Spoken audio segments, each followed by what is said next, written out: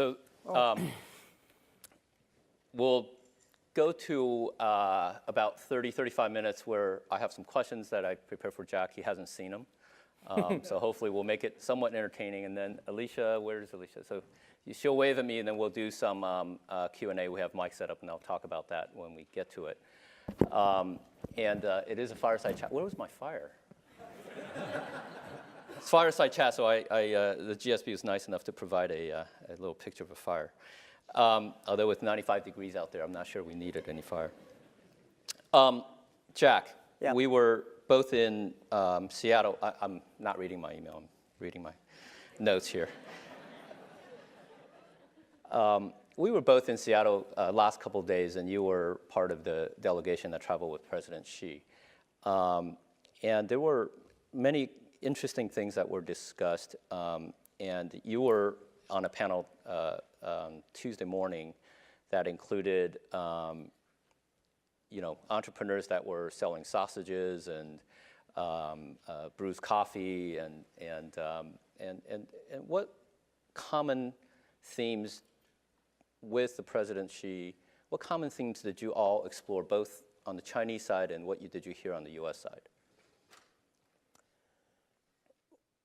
Well, first I would like to thank Stanford for giving me this great honor. I never thought that I can have this privilege to get this award. Because remember 20 years ago when I went to Seattle and discovered internet, and 19 years ago, first trip to come to the Silicon Valley. And I was so excited by people, especially in the evening, all the roads, traffic jam.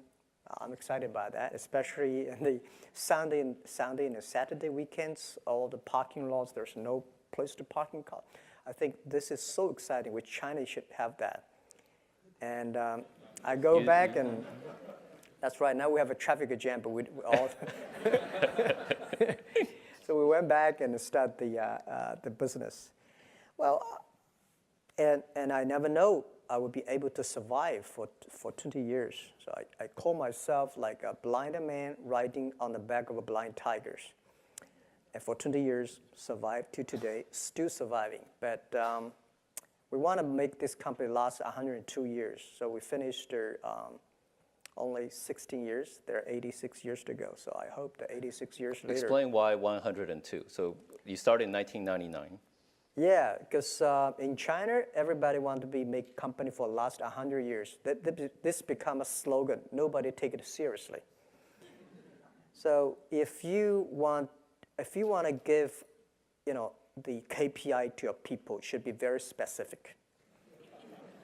Then people know it's serious. 102 years that we were born in 1999, Alibaba. So last century, we had 1 year. And this century, we want to have 100 years. Next century, 1 year. 102 cross-rich centuries. So very specific. So in our company, we never talk you're successful or not, because we think there are 86 years, next 86 years, there are many chances that you will fail. So that's why we say, don't talk about you're successful. 86 years later, we talk about it. So, well, I think the Seattle trip was very good. And we heard what the American entrepreneurs and business leaders worry about. And I think the American business leaders also hear what we worry about, what we need. But I think that in the essence, all the entrepreneurs and the business leaders in the world are the same. We want to create values for the others. But there is a lot of a misunderstanding between us. And my suggestion is that the US and China should not like a chicken talks to ducks. Everybody wants to tell. Nobody listen. We need a common language between chicken and ducks, right? People talk the same language. We have the same standard. And I think this kind of dialogue is pretty effective and useful. And I suggest that we should have a US and China business dialogue talk annually, every year, once in America, once in China, get the government leaders sitting there and how can improve the business environment. Normally, government leaders have a lot of dispute, argue, but business people, we talk a lot. If we don't talk, there will be problems. So I think the Seattle trip is good. Yeah. Good. I surprised you even answered my question. That's good. Usually he'll just talk about whatever he wants to talk about. So thank you. But I try to talk the duck's language, you know.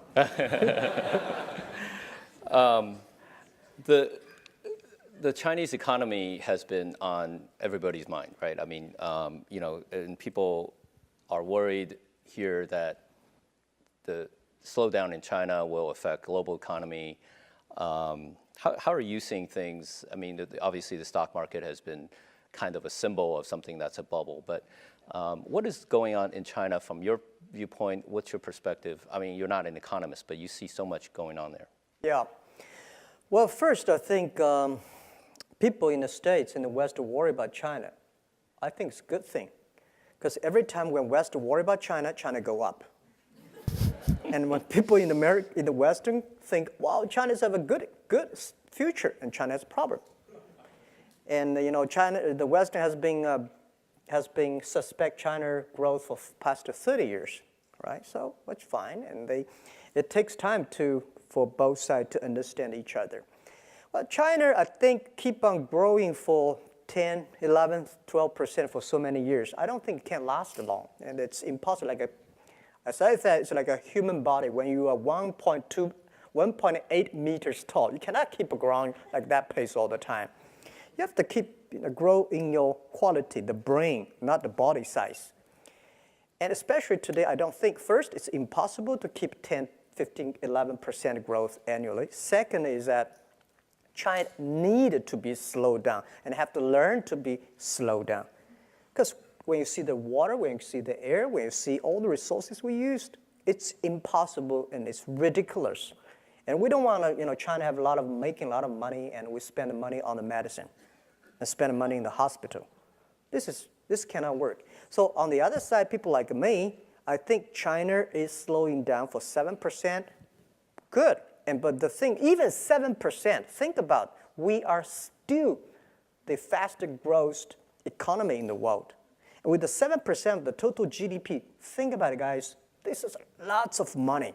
We should use the money in a better way. We need the quality, not the quantity. 30 years ago, we need a lot of quantity, but now it's quality. So I think in the West have a high expectation that China should have quality. China should control the air and pollution and this and that. When we really start to do it, people start to worry, which is fine, but it's slowing down. On the other thing is that I think China economy is not that bad. There are two things. There are three called the three mace, right? Horse carriages, yeah. Right? Investment, infrastructure, exporting, domestic consumptions. These are the three things that China's always proud of, that these are the three engines that put China economy grow. But the investment of infrastructure slowing down. And exporting slowing down. These are the two things government is very good at. They love to do it because they have the power to exporting and investment. But there's one thing they could not do it good way is the consumptions, because consumption is not done by government. Consumption is done by entrepreneurship and market economy. So I think people like us have the great opportunity. Now it's our turn, not government's turn. After 30 years, government pushed the economy in their way. And now it's our way. So I consider this as an opportunity for real market economy. And the next thing is that I said yesterday on a conference to the dialogue, there are a lot of misunderstanding, culture difference between American and Chinese. When Americans think about the economy is slowing down, that means people don't have money to spend. Oh, guys, different. You guys know how to spend tomorrow's money, future's money, or other people's money. But we Chinese, our habit is to save money. We'll always keep the money in the banks. China's been poor for so many years, so we worry about it. When we have money, we put it in the bank. When we have money, we put it in the bank because we know tough days are coming. So you see, China has the largest banking deposit in the whole world. We also deposit a lot of money in the States, right? When we know when the tough day comes, we start to pay, we start to buy. Now, the tough day comes, people still start to buy. with our number shows on our website, right, we are the largest, 12% of the total China retailer. The consumption is still going up healthily and aggressively. Especially the economy is bad, people start to buy online because it's cheaper. The other is difference. My grandmother has only one shirt in her wardrobe. My mother has 3. My daughter generation, 50. And 48% of them, she never wear it. This is called domestic consumption. And we have to build up this kind of a behavior and make people start to spend money. And this is something the government is not good at. We know how to make this thing happen. So I think generally, I'm a positive, but next to 2 or 3 years, maybe I have problems. People say, well, anti-corruption, this. But think about it. Anti-corruption and rule by law is laying a great foundation for the market economy. You don't want to go do business by bribery, right? You don't want to have an unfair environment in China doing. So market economy is about rule by law, and market economy is about clear, transparent, and fair. And I think this year, that year, bad. But this is why we need entrepreneurship. This is why we need that the business to drive the economy. So I'm a positive, and when people worry, I'm happy. When people are too happy, I start to worry. Because and don't worry about the things the president is worried about. Worry about the things that nobody worry about. And this is the opportunity. So I'm positive because I'm positive, but I'm not stupid. I know that we have problems, but we have to solve the problems little by little. And that's it. I think you're right in that for a consumption and a service economy to take off and drive China as the third engine, it is going to require more businesses rather than governmental policy. Yeah. So I do think that's an opportunity for not just Alibaba, but you're right in the middle of it, but everybody. Yep. By the way, the other thing is the new economy. You see the traditional business is going down, right? But the new economy is growing up tremendously. So not only the BAT, we have so many wonderful startups today coming up. And that is the rising star. And this is what China should go, not keep those things. Yeah, nobody can go back to yesterday. And even you want to go back to yesterday, even if you can go back to yesterday, you don't want to. So I think we are good. Yeah. Well, I mean, my perspective from being there yesterday is that I think both the government leadership and especially the business communities are emphasizing that our differences are not that big in the grand scheme of things, and that the U.S. and China are going to have to be key partners to solve the world's problems in the next 30 years. So, so it is largely a collaborative effort, and I think Jack, if we collaborate, we could a lot of American dreams and Chinese dreams and world dreams. If we don't collaborate, it will be a nightmare. Yeah. Yeah. Well, let's turn, and you're here tonight because of the entrepreneurial spirit of you and your founders. And obviously, when Alibaba started, it was no such thing as e-commerce. But before, if I may, before we get to Alibaba, you were kind of a serial entrepreneur, because when I in fact, you also know about government, because when I first met you in 1997, you were in a government in between startups, I guess, and you always dreamed of creating something. And maybe you can talk a little bit about what did you see when you were at the government. You were coming off of another startup, and that everybody's very familiar with your story, but I think that part of it was very important to you, because then you went back to Hangzhou and started Alibaba. Yeah. So maybe talk about that, and then talk about what did you end up seeing in 1999 that made you decide that Alibaba was it. Yeah. Okay. Good. Jerry knows me so well, and by the way, Jerry, not only the entrepreneur, and he's a wonderful investor. He's probably one of the best investors in Silicon Valley, right? I'll give you my version. He's sitting on my board because very few people see the real things in his heart. He's so smart. I remember that the day when we negotiated with Yahoo, buying the Yahoo, get $1 billion. Today, people think it's a good deal, but at that time, it was a big risk. It's not easy. That many years ago, put $1 billion inside, and we were almost accept because we are not happy about this and that, and he's not. His CEO at that time, he was not the CEO, right? Yeah. And then he said, we almost are separate, and he said, call me. He said, Jack, can you come and tonight we have a drink? For final effort. He can't drink that much back then, so. Yeah. And then I said, okay, so he took me to a small, tiny Japanese restaurant, bought me big glass of sake, and we drink and try to convince me how wonderful Yahoo is. And after the drink, we say, okay, let's keep on talking good. The most expensive sake I've ever heard in my life. Well, now I'm pretty sensitive about a sake now. I know. I was going to invite you to some sake after this, but I guess I better. But I think that. But I'll continue to answer your question. Yeah. I went back to China with the Seattle dream of the internet. I believe this thing is going to change the world. I believe this thing will be big. But whether Jack Ma and his team can be successful, I don't know. I told the team somebody will be successful, but may not be us. We have to work very hard.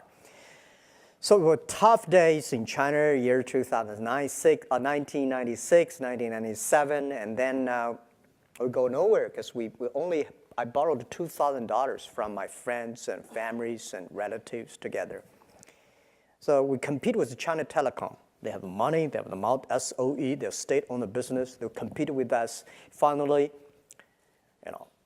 they cannot kill us because we want to survive. And we, of course, cannot kill China Telecom. So we had a joint venture. They have a 70%, we have 30%. And I was so stupid, I think they really love us. But they got us because they want to kill us. 7 boss seats, they have a 5, we got a 2, everything, without even say our idea, say we don't like it. So I said, maybe I should go to Beijing, join the government. Maybe they can help us promoting the internet. So we went to Beijing, joined the MOFTEC, Ministry of Foreign Trade, as a part-time job, contract for 14 months. Working inside, I found government can never, ever promote the internet, make internet business. Because the philosophy of internet is try to develop, how to make other people develop the business. But the government, they want to control at that time. So it's a totally different philosophy. They are smart, they're good people, but they think, how can I make it using internet to manage and control? But we think we should not control, making other people develop. So different philosophy, I think it won't work, so I left. And then during these days, I met Jerry Yang, all right? And then I think, well, no chance in the government, no chance in that, and then I believe we should not give up. So I was in a desperate and think a lot. Let's go do it again. So we went back to Hangzhou. I invited the 18 my students and friends in my apartment.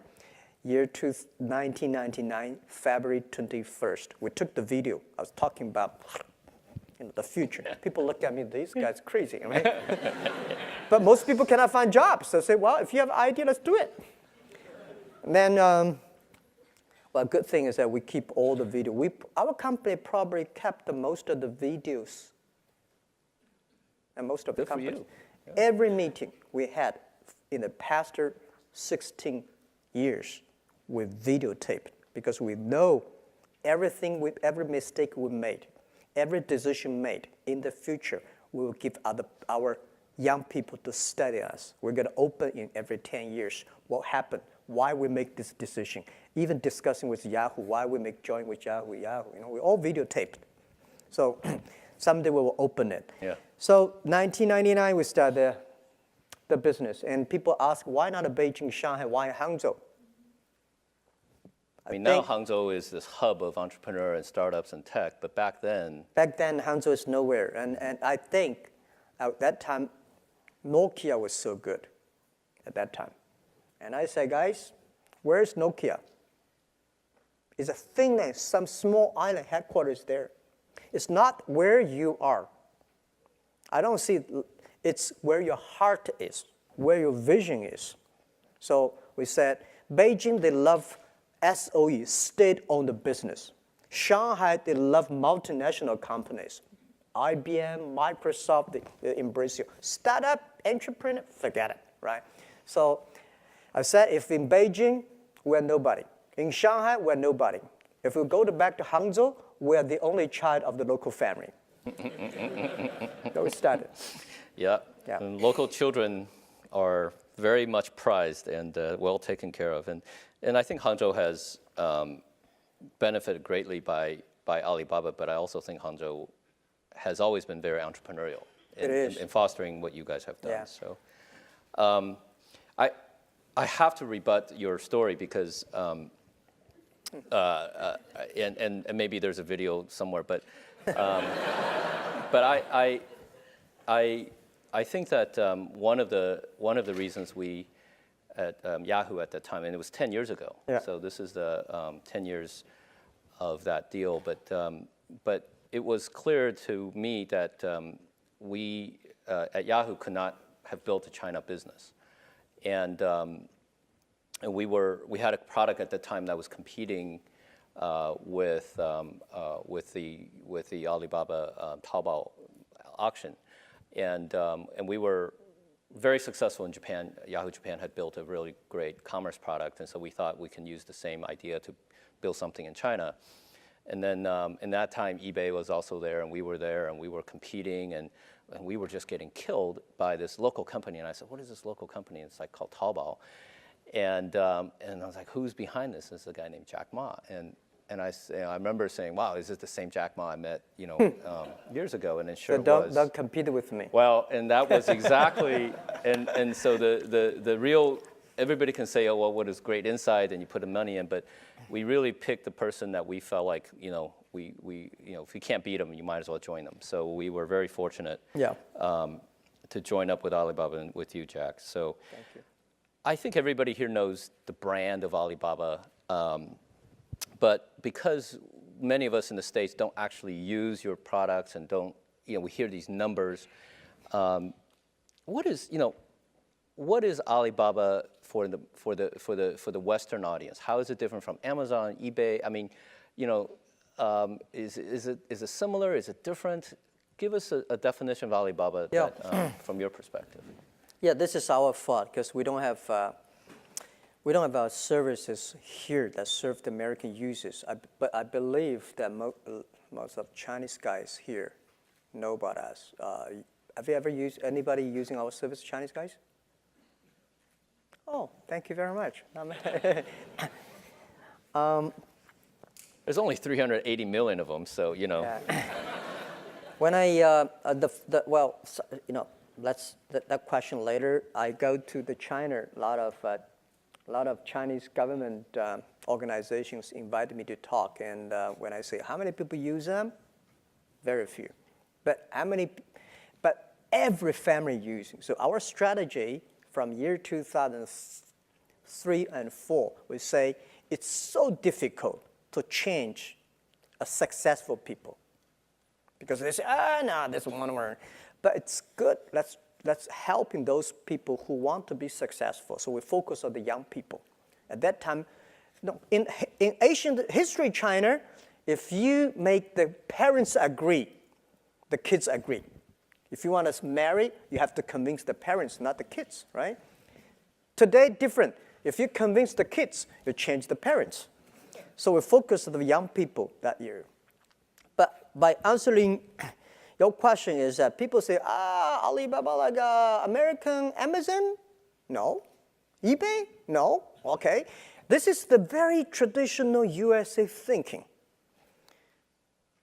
If there's no such model in America, they either don't understand, they don't like it, or they don't buy it. right? So any model, they want to find one. So at the first day, well, who are you? Yeah, we are eBay. Is that eBay? Okay, yeah, so we understand, but we are not eBay. We are not an e-commerce company, although we have the largest e-commerce probably business in the world. We're not an eBay. We do not buy and sell. We help people become e-commerce company. We enable other companies to do e-commerce. This is the difference between us and Amazon. We believe every company should be an Amazon. Amazon is a traditional business, happen to have a website. Which we believe, whether right or wrong, we think every manufacturer, everybody should sell online, right? Why you buy and sell? Too complicated. Why you want to buy and sell and deliver? Even more complicated. So we think we should making sure everybody using the e-commerce, using the payment, using the marketplaces, using the logistics system, using the data to build up their own business. So who are we? Yeah, we have the largest payment in the world. You probably don't know, we are 11 times bigger than PayPal, right? We are bigger than eBay plus Amazon together on the sales. And we deliver 30 million packages and more than that per day in China. What does that mean? Total USA package delivered today put together less than 30 million. So we have this business, but people consider us as e-commerce. Who we are infrastructure of business in China. If you want to find buyers and sellers, our marketplace help you. Taobao, Tmall, Alibaba. If you want to having a payment, financial service, Ali Ant Financing help you. If you need a data service, Ali Cloud Dating service will help you. By the way, people only know about cloud dating here, the Amazon. Soon you will know us. And the third, logistic. We got 2 million people deliver products for us. So people in the States always question, how can you deliver things? And why you don't have your own deliver guys? Guys, the difference between USA and China is that you have a UPS, Federal Express, wonderful system. The traditional e-commerce company in the States, that they still do some supplementary to that. China, about 40 million packages per day. How many people you need? We believe in 10 years, every day China will deliver 300 million packages per day. On 11/11 day last year, we delivered 270 million packages per day. 11/11 we could sell more things. Why? We control the traffic, we control the selling. The reason is that we worry about the delivery. If the snow comes in November and the winter comes, the whole China traffic will be jammed. This is something that we're worried about. So we believe in 10 years, China will have at least 10 million people deliver things on the street. So even if you hire 1 million people to deliver things for you, you only have 10% market share. And I don't think we can manage 1 million people on the street, develop people. Because every day you have so many car accidents, you'll make you die. So we should encourage other people, enable other people to do it.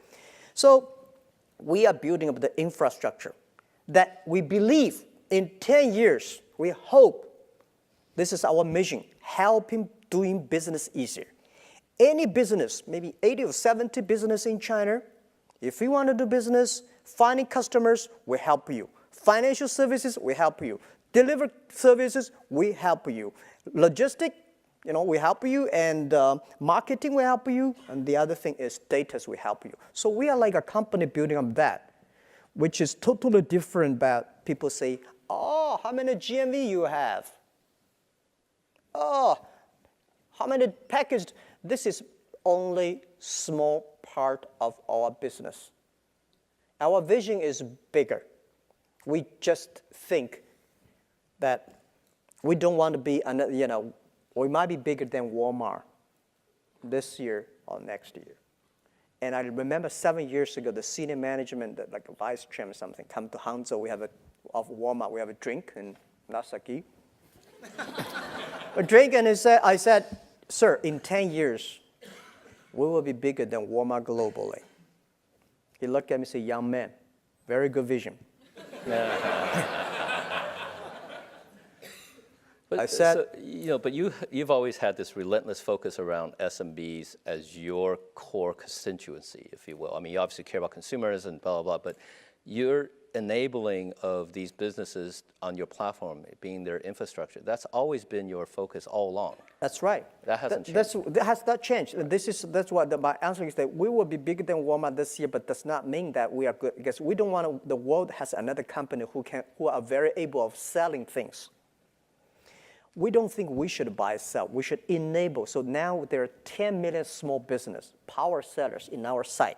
We give them traffic. We give them the knowledge. We give them the data. We help them deliver, using the third party. So it's the 10 million small business combined together. They are the most powerful economy in the world, and we never change. I think we love small business. We love young people. We love women.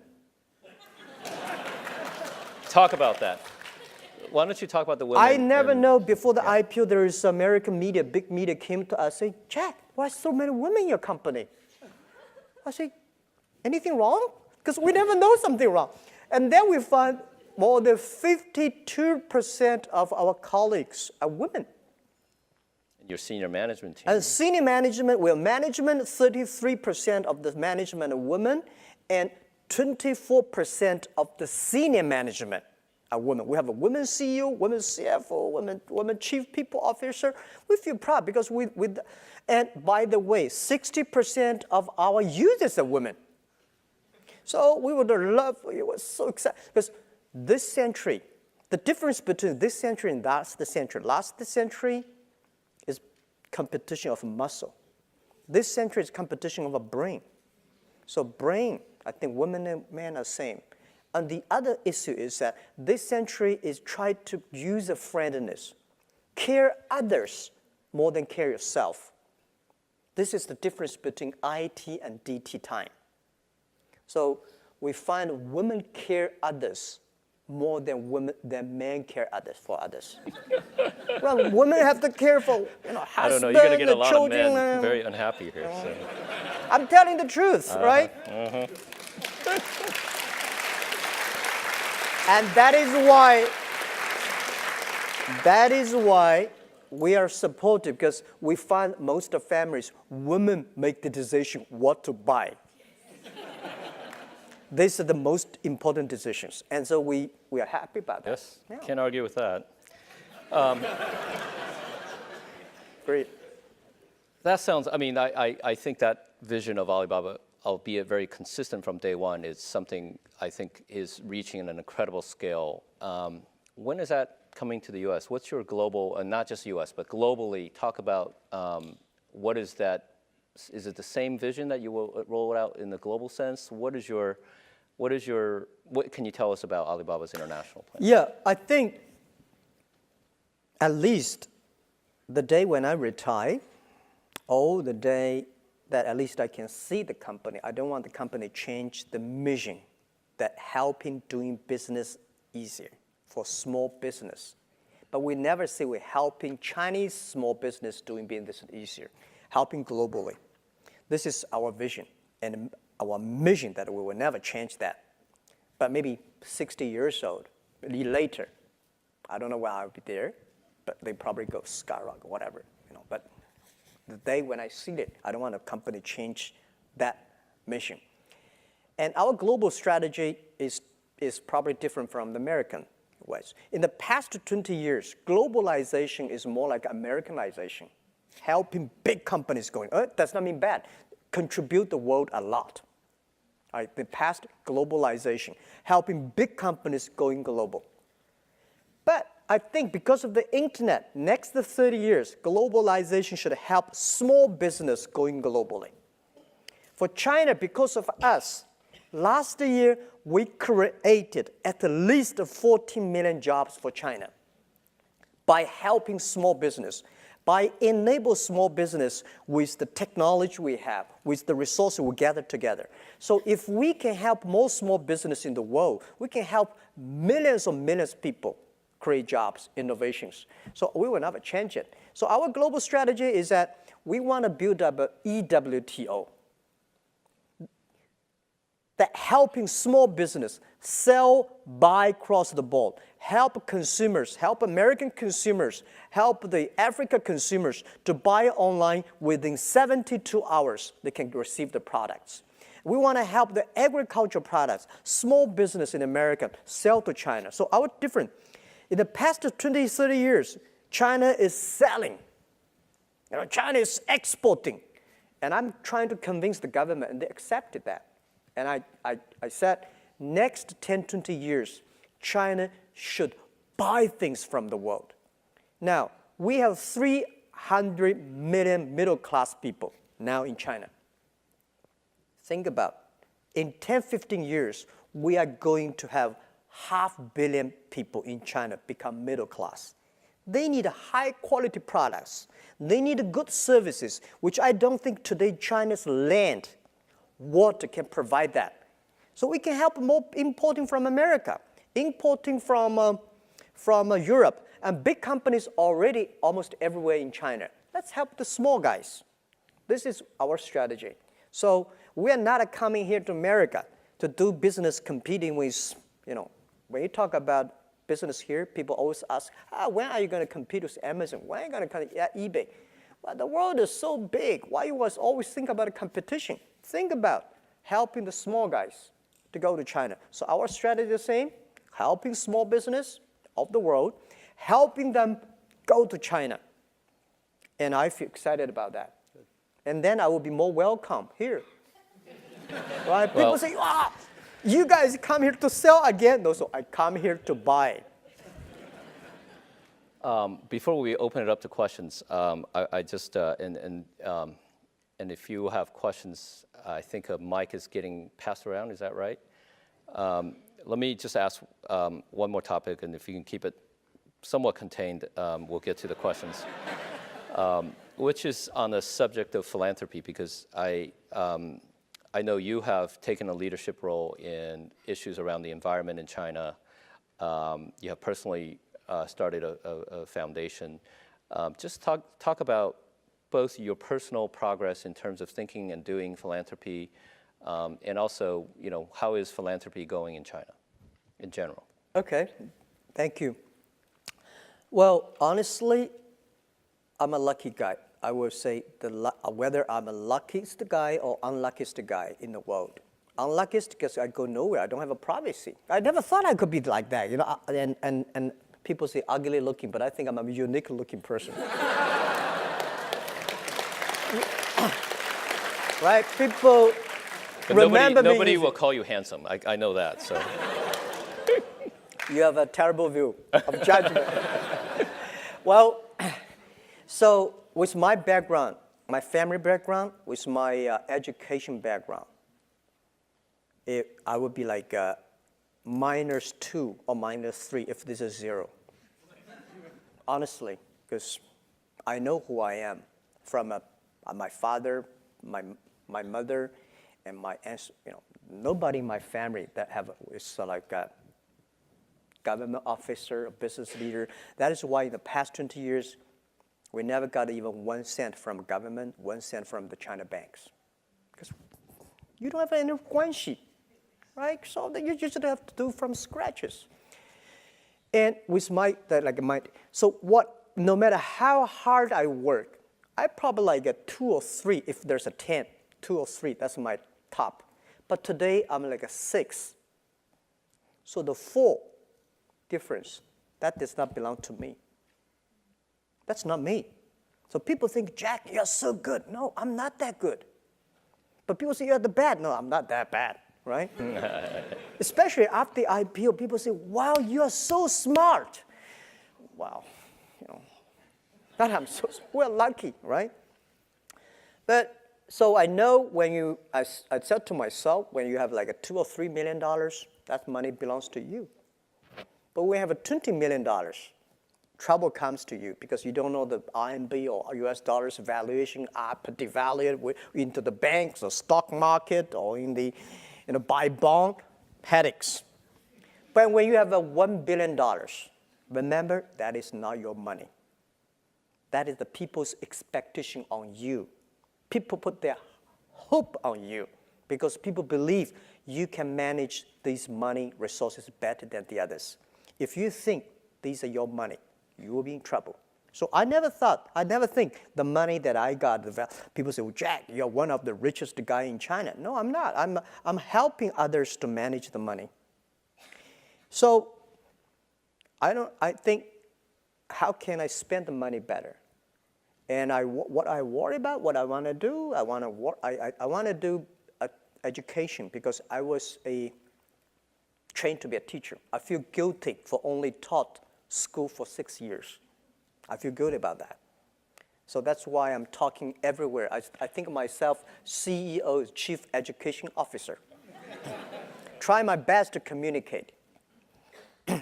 So, and I think China education system, people say have problem. China education teaching knowledge is so good. 中国的教和育 teaching, we're the best, one of the best in the world. Go to any universities, Chinese students taking exams are the best. In the Stanford, I think, right? They're pretty good. They're very good. But the cultivate, the culture, teamwork, these are terrible. So we got to put more efforts on that. This is something I want to help. And second, environment. I worry about the air pollution, the water, all these things. And so that's why I joined the Nature Conservancy. And the other thing is the infrastructure of the philanthropy. Bill Gates tried to convince me, and with Warren Buffett years ago, came to China, we should donate every money. And I asked them, well, how old are you, Warren? He's 80. I said, when I'm 80, I will donate my money.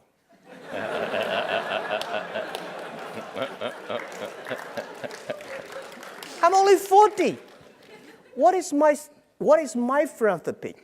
China, you go to Beijing, Shanghai, they're rich places, but they are only small part of China. Go to the western part of China, so many poor, terrible places. As a business guy, create jobs, build more business, making sure people have jobs, making sure people have life, good conditions. This is the key, right? And the second, you can donate money to Bill Gates. Who should I donate money to? Red Cross? Who should I give money to? Because spending money is more difficult than making money, and especially for philanthropy. When you have a good heart, you should also have good knowledge and capability to spend the money. Otherwise, you are doing good thing with good heart with a terrible way. So I think what we were doing is to train people who can do philanthropy properly. So that's why we work with the Beijing University to have a first master degree philanthropy. Training people, develop people, how to manage the money, how to manage the projects, how to do things better, right? And I think we also have to work with the government to make a good policy for it. So when we build up this infrastructure, talents, and the policy, and I think they're coming. So China philanthropy is coming. But the key is we need good infrastructure. Like China business is good, but if the infrastructure is not ready, you go up and down, and go nowhere. So the money, which I'm going to put in education, environment, health. I worry about a health condition because the environment situation is going to cause China in 10 years health issues. And if we don't start to prepare now, we are going to have a huge problem. So these are the areas I'm doing that. But unfortunately, I don't have plenty of time. So we're forming a team. And I think philanthropy, the easiest thing is about donating money. The most difficult, valuable thing is about time and action. So this is something that we put 0.3% of the total Alibaba revenue every year into the environment protection, water protection. This is probably pretty unique. It's not profit, revenue. If there are any shareholders here, I already wrote on our IP book. And we think this is right. If the community is good, if the people are healthy, the business will be healthy. This is what we believe. For you. Yeah. Well, you can see that Jack has. Thank you. Thank you. You have the same passion and vision for philanthropy as you do for your business. That's great. Okay, let's go to questions. I don't know how much time we have. I know we're running a little bit late. Where's the mic, Alicia? Somebody? Any question will be okay. Well, whatever, not right? any question, but you know. Jane, why don't you pick one and. Hello, my name is Emily Ma. I'm a lecturer here at the GSB. So I love the fact that you're fighting for the small guys, but there are over 400 million people in China who are not yet online. There's 4 billion people on Earth who are not yet online. Do you have some thoughts around that? Okay, yeah. First, the good thing is that we have 1.4 billion people in the world are online. And they are born in 1980s. This is our hope. Make these people successful. Make these people good. And then they will attract more people going up. Right? If the people who are online are poor, and then nobody will go there. I don't like Chinese movie. All the movies, Chinese movies, the heroes always die. Nobody want to be the hero. In American movies, all the heroes survive. That's why people want to be a hero. Right? So my philosophy is that making those people using internet successful, those small business using internet, if they're successful, our business will be successful, more people moving online. So the other thing is that we should work with the government and lower, more infrastructure, lower the cost of using the broadband. Yeah, I mean, there are a lot of things can be done, but good thing is that 1.4 billion people born in 1980s. These are our hope. These people will change the world. My grandfather know the news by reading newspaper. My father know the news by radio. My generation know the news by watch TV. My children, they're using internet. They say, I want to get involved. This is the hope. So make these people online good, and they will help more people. Who has a mic? Okay. Hi. I'm from Egypt. My name's Ali. So one day I'd hope to have children that would call me Alibaba. But why is that the name of your company?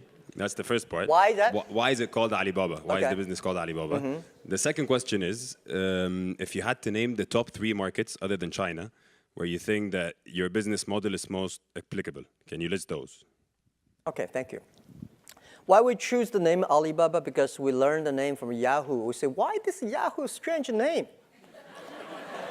But it sounds interesting. Then I was thinking about if we want to build up an internet company that can help in small business. I mean, a lot. I was walking around. I got this name in San Francisco downtown.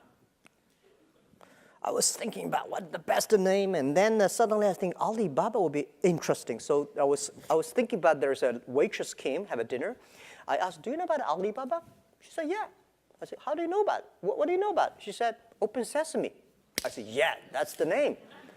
So I walk on the street asking a lot of people, do you know about Alibaba? They say, yeah. And then we decided this will be Open Sesame online for small business. But unfortunately, the Alibaba name domain name was registered by the others. So we're using the Alibaba online. We think this is called AOL. because American online, it will be impossible to have that domain name and service in China, is that right? Or in Egypt, American online, people, But Alibaba online, everybody agree that. So later we bargained, we got the name from a Canadian guy, but I love that name. So now we also register Alimama.com. Well, our model helps those nations have the small business. If you have a lot of small business, if you have a poor infrastructure of commerce, the reason why China e-commerce grow faster than American, because the American infrastructure of commerce was so good. You have a Walmart, Kmart, whatever mart everywhere. Because they don't need it. They do. But for us, we don't have that. So when internet comes, we become the main infrastructure. So I said, in America, e-commerce is a dessert. We in China, we are main course. And this is why those nations, if your e-commerce of your commerce infrastructure is bad, internet e-commerce will be good.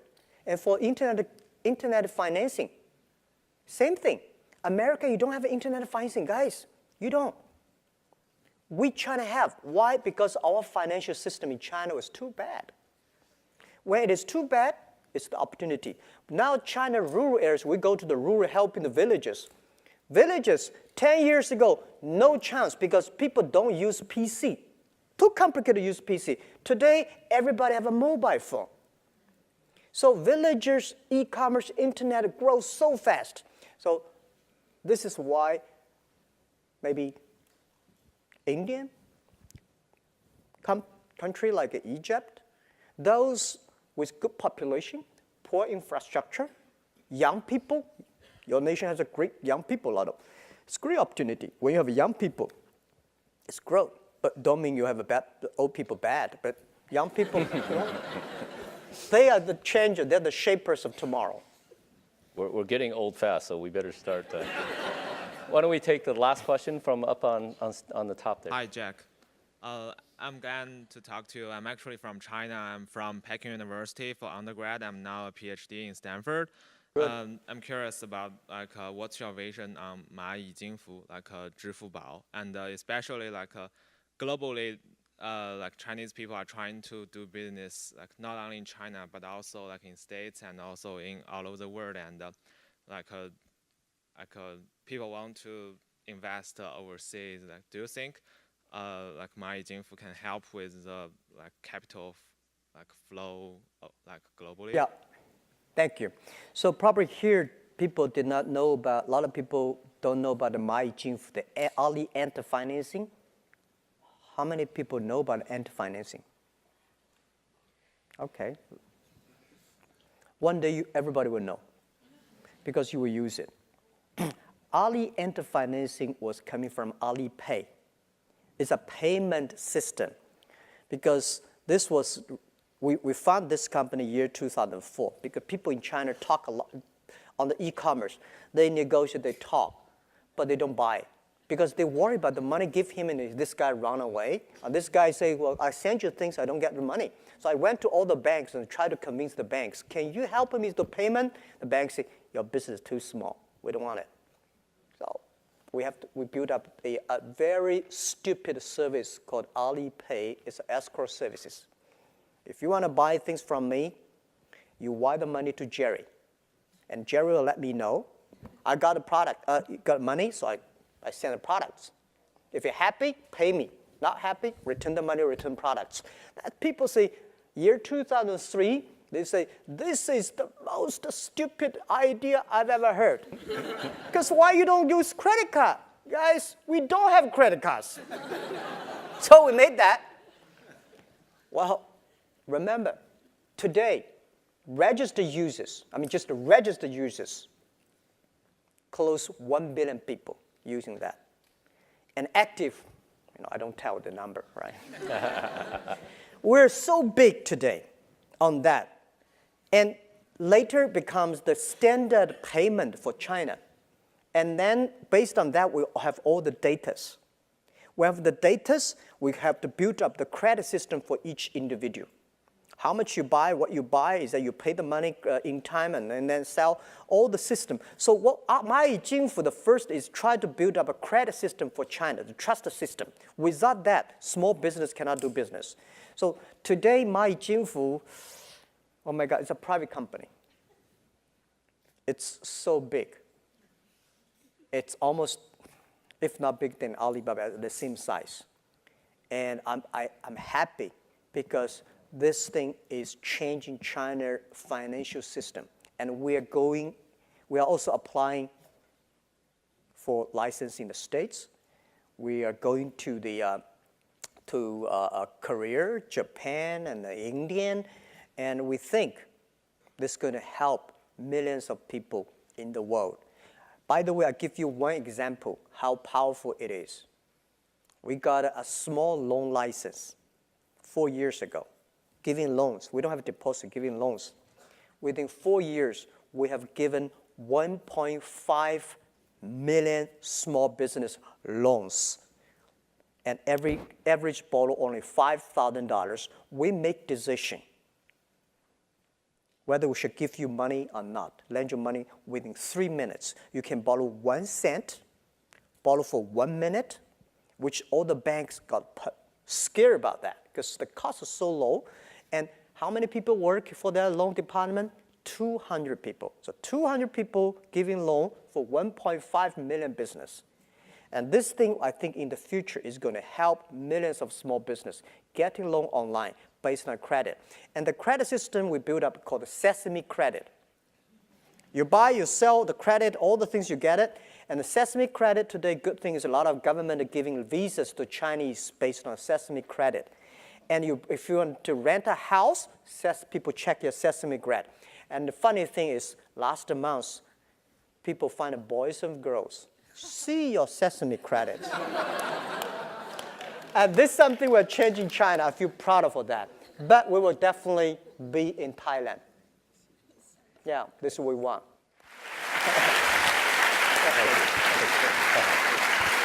Jack, on behalf of the Stanford Graduate School of Business Alumni Association, we want to congratulate you and present you the award for the Entrepreneurial Company of the Year. Thank you so much.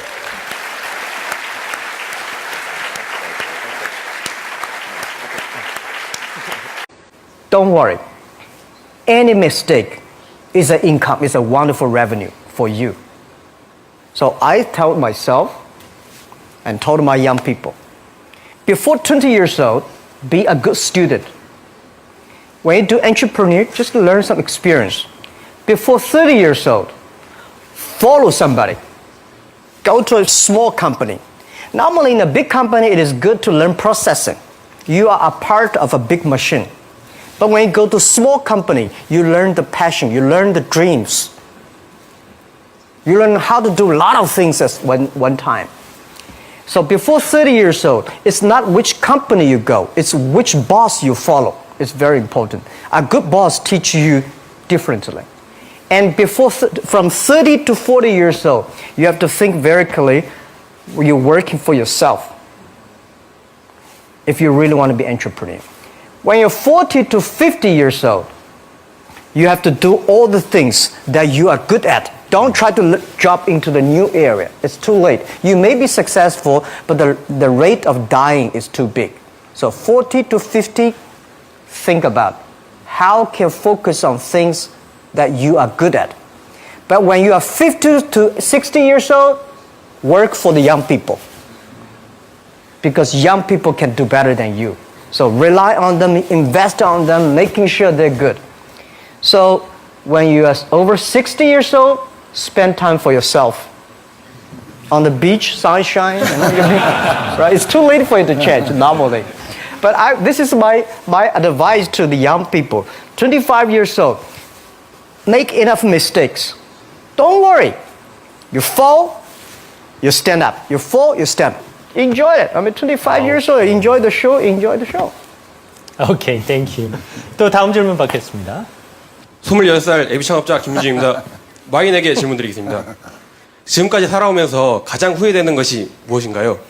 그리고 혹시 물어본 적도 있으시나요? Yeah. Your answer doesn't have to be wrong. Normally, I make other people cry. Well, I regret a lot of things. I regret that I should never meet the media. I regret I should not speak in the public because I could have my own privacy. I regret that I working so hard, spend so little time with my family. And I regret that if I have another life, I would never do things like this. And my wife just said, you do not belong to me, you belong to the Alibaba. But, you know, life is so short. It's all about experience. People see different view. Some people think you're rich, you're successful, but me not. Some people say, you know, this guy does not have money, is a terrible guy. Maybe not. So everybody chooses his own life. I cried. Never sort of we had a lot of problems that people never thought. Because running a company for 34,000 young people, operate a company for more than 500 million people. If 500 million people, if 1% of them are bad guy, you got a 5 million bad guy. So it's headache. But it's too late to regret. Forget about regret. Think about, I have another 10, 20 years to go. So enjoy the show, enjoy the ride. You are the same. Okay. Chairman and CEO of Alibaba Group. Ladies and gentlemen, please help me welcome Mr. Jack Ma.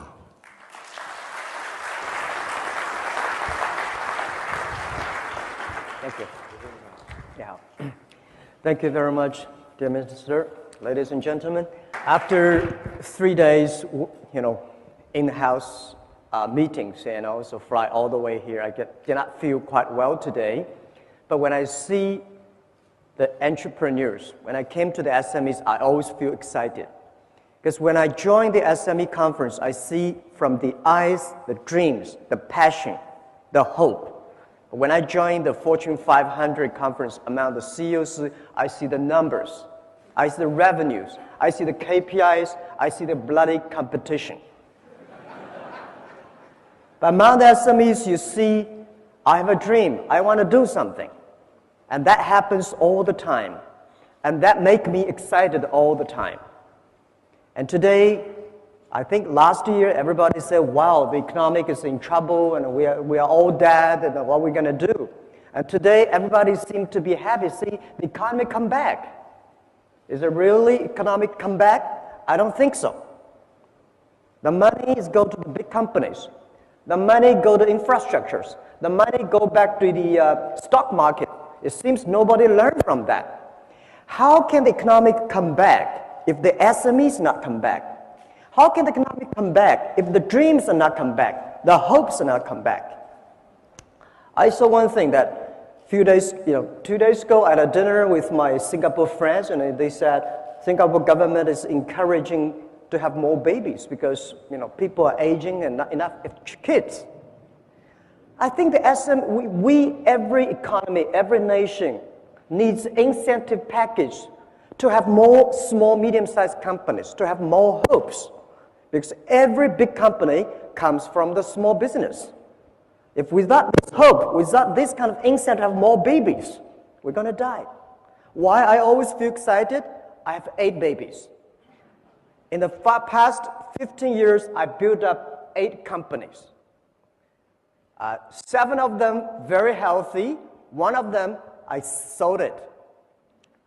And I keep the baby. When I look at my babies, Alibaba, Taobao, Alipay, and the companies which I have, Ali Cloud, we just had a new baby 2 months ago. I always feel excited because you see the hope. You know this baby is going to change me. This baby is going to change the world, change the customers. And that's the thing that I always feel excited. If you want to be happy, have more babies. If you are the government, want your economy to be good, have more SMEs. These are the dreams. These are the hopes. These are the future. So this is what all we want to say, but enough. We've been crying, say, please give us support. But all the SMEs, ask ourselves one question. We are not crying babies. We believe we are tomorrow's Google. We believe we are tomorrow's eBay, YouTube. We believe we are tomorrow's UPS.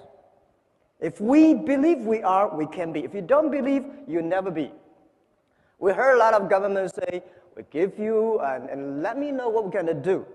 Let me know what we can help the SMEs. We heard a lot of banks say, well, we've been giving loans to a lot of SMEs. I heard some banks say, well, one of the bank presidents said, well, we give like 200 billion or $1 million to the SMEs. I said, what's the size of the loan you give? $20 million. How can you say the 20 million? As the research I got from Alibaba Group, Alibaba status, 87% of the SMEs, what they need is, the fund is below $60,000 but they are giving loans to $20 million to some big companies, They are not SMEs, they are not the hopes. But I think all the SMEs say, nobody can help you. My 8 companies, I would say nobody help us. Only we can help ourselves. Don't rely on the government, don't rely on the banks, forget about that. Rely on your friends, rely on relatives, rely on the small dreams, and always keep that thing in mind. Because I've been trying very hard to get loans from banks. Always trouble. But in the past 10 years, I even did not borrow 1 cent from banks. My kids grow up. I don't know why. And the banks always say, well, because we don't have enough information from the SMEs. Tell me, any Fortune 500, any big bank CEOs or president go to the SME summit? No, they go to the CEO summit. Right? How could you get information if you do not go there, listen to them, talk to them, share experience with them to see what they need is only $50,000 instead of $20 million? How can you get enough information? So I think, well, Tenda we discussed yesterday say banks are banks. They always have to control the risk. Right. So government, banks, let's think about something new financial structure that can really help those millions of hope small companies that need $50,000. What is the right structure? What is the right organization to support them? That's the thing we should think about. So the other thing I want to share with you here is always, I believe, that small is beautiful. And this financial crisis, it gives a lot of, it's a disaster to big companies. This war in 21st century, I think in last century, it's big is better. You have a big, factory, big amount, and everything's big, is good. This century, in the 21st century, I always believe small is beautiful because it's not how fast your machine is. It's not how many equipments you have. It is how quickly you can change yourself to meet the market. Because the information time, internet, technology make a difference. So the world IT in the last century is designed for manufacture. And this century, IT is designed to help the consumers. So I think this is a disaster for big companies, century disaster for big companies, but it is a great opportunity for small business. For this financial crisis, we see a lot of big companies we never thought they would die. AIG, to me, it's like empire. How could that happen, right? All the the big car companies which we respect, we always want to be there. But today, they all died. And let's look at the SMEs. We still feel painful, but we are happy in our heart because we still survive. And we heard so many stories about big companies giving trouble. And I see the society, the government paid too much attention to these big troublemakers. They are the troublemakers. And we give them enough support. Let them die. It's the time for them to die because they make troubles. Every big company, they have a different disaster, different problems, but all the SMEs have the same problem. They need understanding and support. This war is not fair. I know, so that's why I want to encourage everyone, all the SMEs here. I'm an SME. I have 8 kids. I'm still an SME. I still believe I'm small because when I'm small, I know I can be big, and I hate to be big, unfortunately. When I was a small company, only have 10, 20 people, I feel so excited. Well, I can call every employee's names, and I know everything I want to change. I can change it within half a minute. Now, oh, terrible. When I was 20 years old, my friend said, your company is not big enough. If you are big, you're like a big boss. You're easy, right? You can control your time. Now my time is not controlled by myself. My time is controlled by all the meetings, the secretaries, and the KPI, shareholders, all the things. It's much tougher than when you are small. So I always believe the first day love is very beautiful. Believe the first day love. Believe when you're small, at least you can have time to go out, to go to cinema with your wife and the kids and enjoy a wonderful view. But when you're big, you always go to board meetings. And also, I would to say that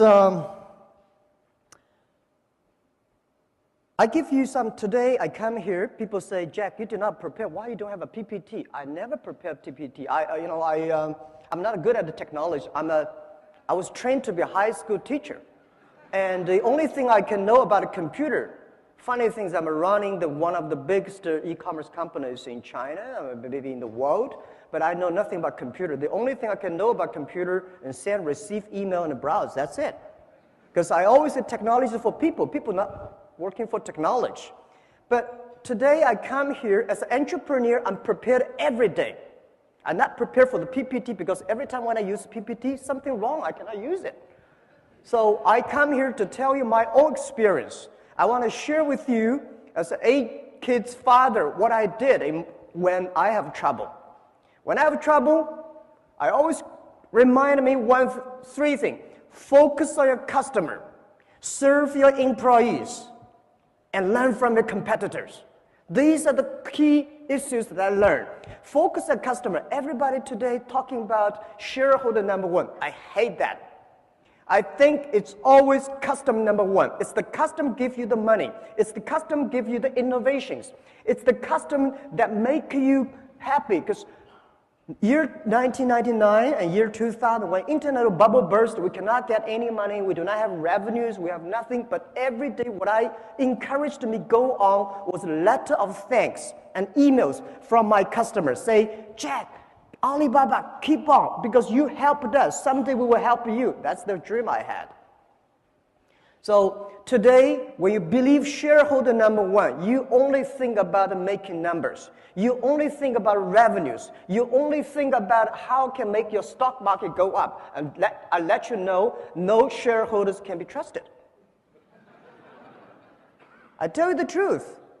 Well, our shares, stock price, 2 years ago, we listed at 13.5 Hong Kong dollars. Before that listing day, a lot of shareholders come say, Jack, we're long-term shareholders. Please give us more shares. We'll keep it. When the financial crisis time came, the day we IPO 13.45, we went up to $40 without doing anything good with 24 hours.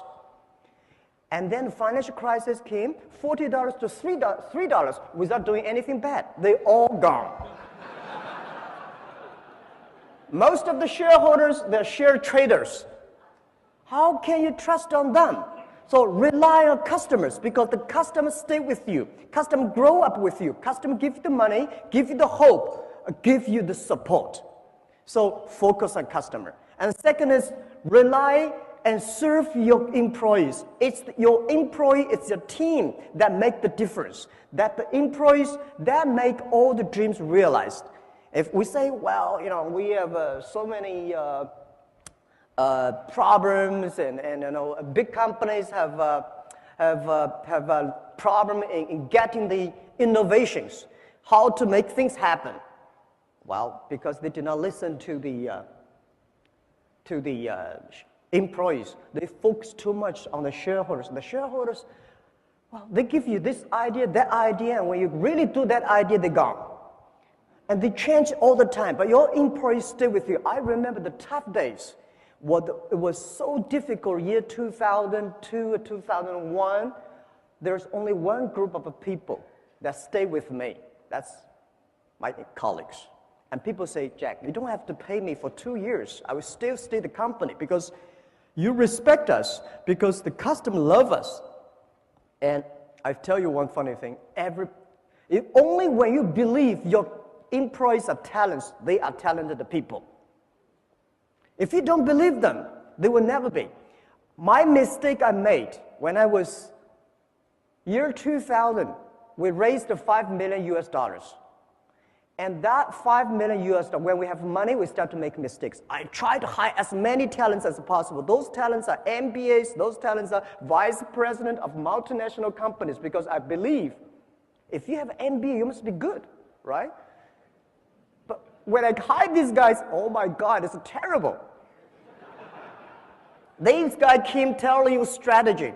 I only have $5 million. I remember one of the vice president of marketing said, Jack, this is a budget for next year's marketing. I said, what is that? 12 million US dollars. I said, I only have 5 million. He said, I've never done any plan below 10 million. When something wrong, it's always your fault, because you never know. So try to find the right people, not the best people, all the employees. You try to find. So if you try to hire great people in your own company, which your company is not good enough at that time, just like a poor Boeing 7, if you want to put a Boeing 747 into a poor tractor, when that grows, your tractor never fly into pieces. So my suggestion is that look at your employees, develop them. Only when they are developed, your company will be developed. The day when we IPO'd, we created more than 1,000 millionaires, at least, in the company. All the guys sitting in the room, and we had a chat. I say, ask me. Now, tell me one thing. Why you are so successful? Why we are so successful when we are 20s, we become millionaire? What happened? We are very hardworking people? I think there are much more hardworking people outside. Do you think we are smart enough? Oh, at least I'm not smart. I took 3 times to go to the university. I failed all the times. And I don't think I'm smart. I don't think you are smart. And at that time, in year 2000, it was so difficult for Alibaba to hire people.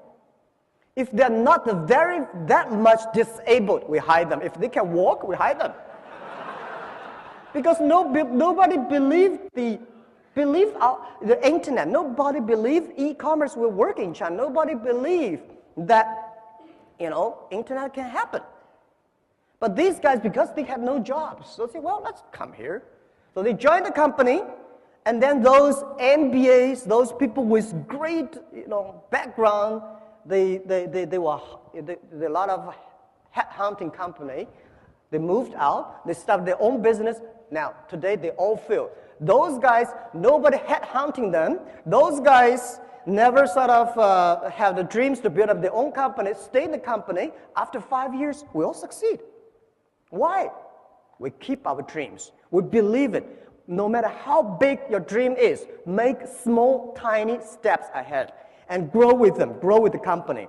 So my mistake, year 2001, I told my 18 founders, I said, you guys can only be team manager.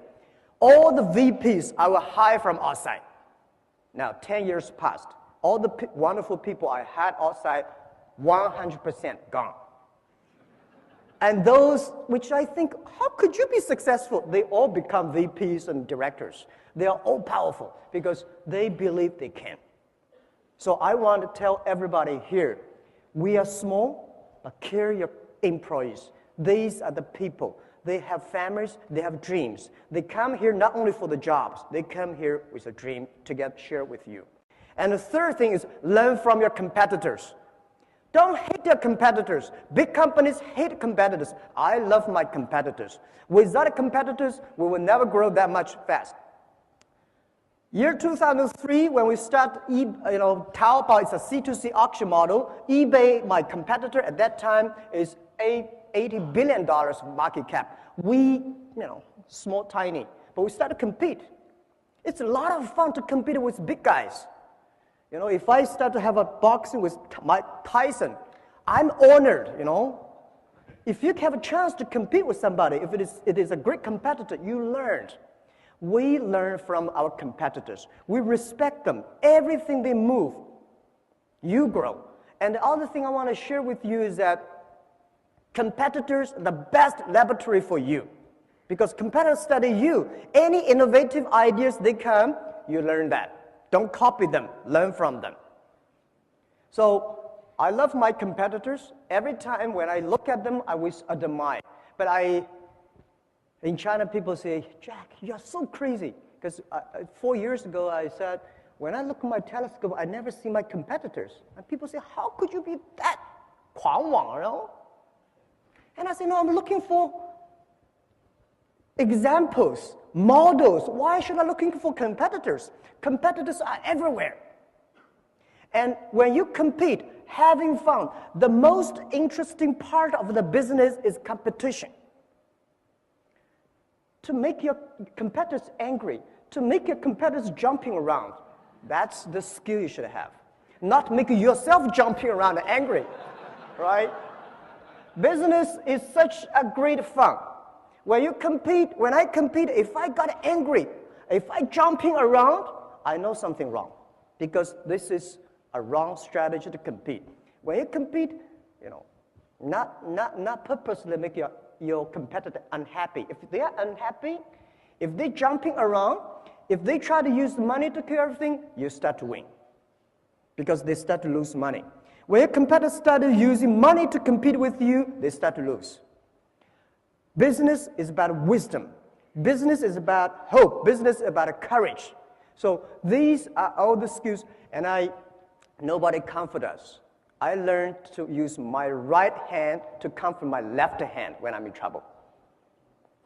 You always tell yourself, okay, I'm still surviving, I'm still growing, everything's good, at least I'm still surviving, right? So when you're big, you start to worry about losing something. When you're small, you start to grow. So I always believe small, keep the hope. So these are the things I want to share with you. And the last and most important thing I want to say is never, ever give up your dreams. I think you cannot eat food for 7 days that you will die, right? 5 to 7 days. If you do not drink for 3 days, you will die. If you do not breathe for 3 minutes, you die. But if you lose hope and dream for 1 minute, you die. So I want to tell you that I had problems.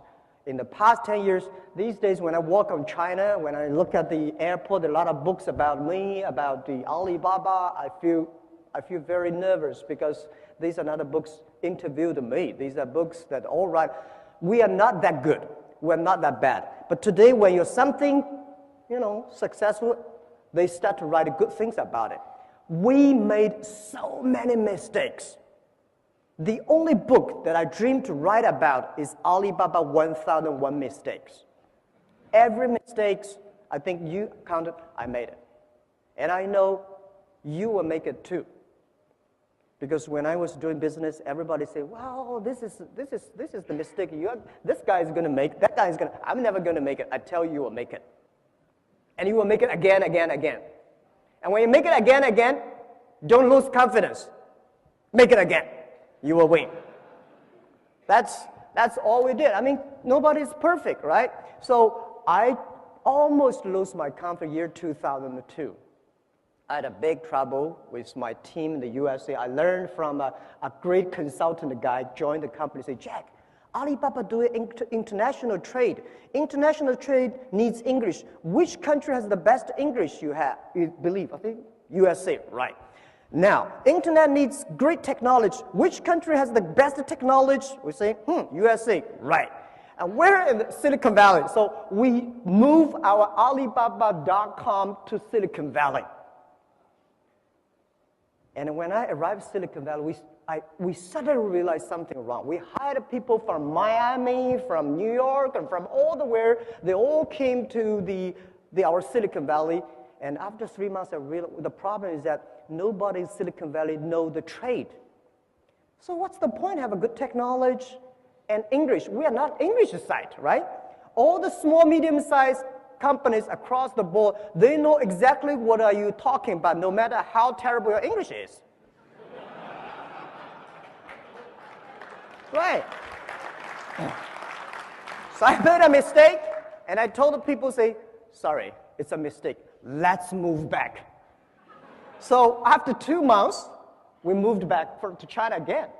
The funny thing is that everybody was happy at that time because internet was boosting.